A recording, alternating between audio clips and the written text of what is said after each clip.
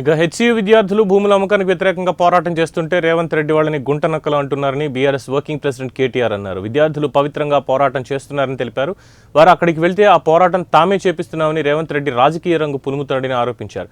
రేవంత్ రెడ్డి ఒక మూర్ఖుడని, మేము పోతే పిల్లలకు రాజకీయాలు అంటకట్టి తిడతాడని కేటీఆర్ తీవ్రంగా విమర్శించారు. ఇట్లా పనికిమాలిన మాటలు మాట్లాడతారు. ఆ పిల్లల ఉద్యమాన్ని, దాని పవిత్రతను దెబ్బతీసే ప్రయత్నం చేస్తాడు ఈ ముఖ్యమంత్రి. ఆయన చిల్లర వ్యాఖ్యలతో ఆ పిల్లలు కొట్లాడుతున్న దానికి అపవిత్రతను ఆపాదించి ఇదేదో రాజకీయ దురుద్దేశాలతో జరుగుతున్న పోరాటం అని చెప్పి ఆ పిల్లల ఉద్యమాన్ని కూడా మలినం చేసే మూర్ఖుడు ఈ ముఖ్యమంత్రి.